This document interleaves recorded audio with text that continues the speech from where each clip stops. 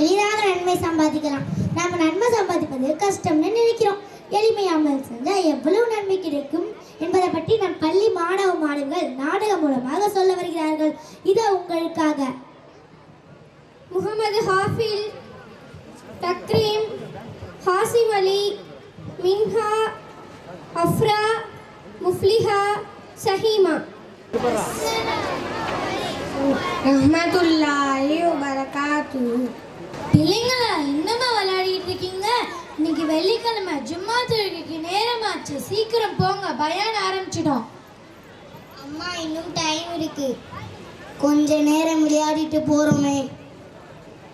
இல்லை, நபி ஸல்லல்லாஹு அலைஹி வஸல்லம் அவர்கள் கூறினார்கள், ஜும்மா நாளில் கடமையான விட்டு பள்ளிவாசலுக்கு முதலாவதாக செல்பவருக்கு ஒரு ஒட்டகத்தை குர்பானி கொடுத்த நன்மை கிடைக்கும். அடுத்து செல்பவருக்கு ஒரு மாட்டை குர்பானி கொடுத்த நன்மை கிடைக்கும்.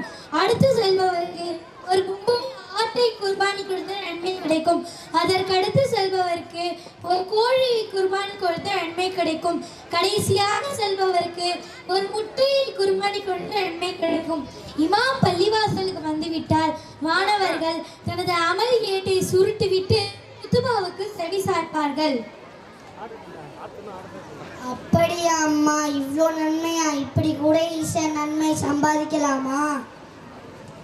ஆமாப்பா, நம்ம மார்க்கம் ரொம்ப எளிதானது. பள்ளிக்கு போன பிறகு பசங்களோட பேசிக்கிட்டே இருக்கக்கூடாது.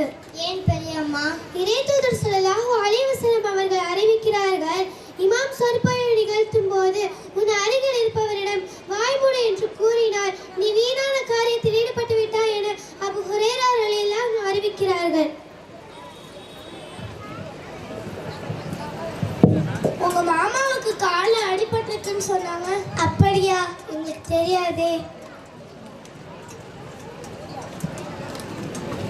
அம்மா அம்மா, பக்கத்து வீட்டு ஆச்சி சொன்னாங்க நம்ம மாமா காலில் அடிபட்டிருக்காமா. அப்படியா? சரி வாங்க, எல்லாரும் போய் பார்த்துட்டு வரலாம். வாங்க, நலம் விசாரிக்க பார்க்கலாம்.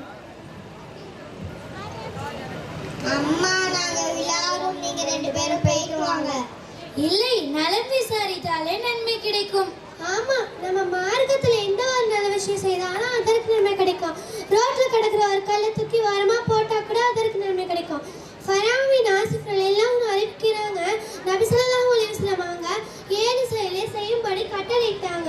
நோயாளியை நலம் விசாரிப்பது, ஜனாசாவை பின்தொடர்ந்து செல்வது, தும்பியவர் அல்ஹம்துலில்லாஹ் சொன்னால் யஹ்முக்கல்லாஹ் என்று சொல்வது, சலாமுக்கு பதில் இருப்பது, அக்கிரமத்திற்குள்ளானவருக்கு உதவுவது, சத்தியம் செய்த சத்தியத்தை நிறைவேற்றுவதாவது, விருந்துக்காக அழைப்பெறும் அழைப்பை ஏற்றுக்கொள்வது. சஹீஹ் புகாரி 2445. மைத்தை பார்க்க போனா கூட நன்மையா? ஆமாப்பா, மையத்தை பார்க்க போனா 2 ஓதுமார அளவிற்கு நன்மை கிடைக்கும். நம்பிக்கை கொண்டவராகவும் நன்மையை எதிர்பார்த்தவராகவும் ஒரு முஸ்லிமின் ஜனாசாவை பின்தொடர்ந்து சென்று அதற்கான தொழுகையை நடத்தப்பட்டு அடக்கம் செய்யும் வரை இருந்தவர் நிச்சயமாக நன்மையின் 2 குவியலை பெற்று திரும்புவார்.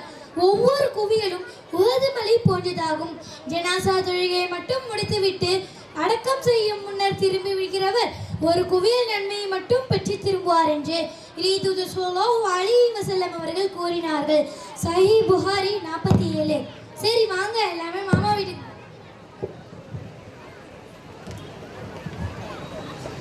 அஸ்ஸலாமு அலைக்கும் வரஹ்மத்துல்லாஹி வபரகாத்துஹு. நல்லா இருக்கீங்களா பாய்?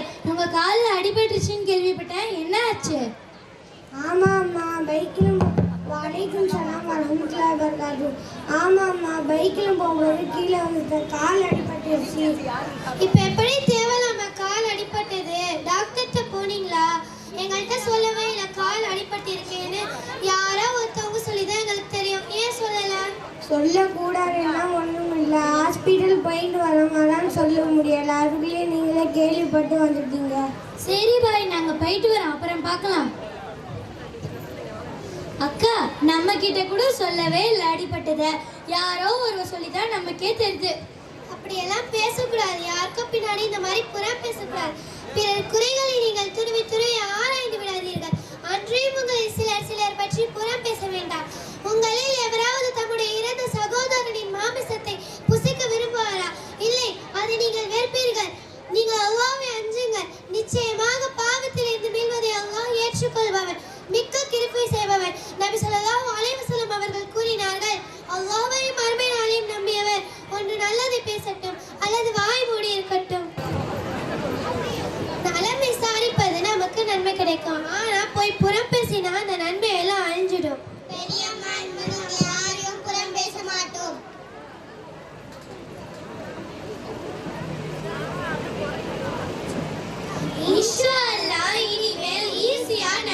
சம்பாதிப்போம்.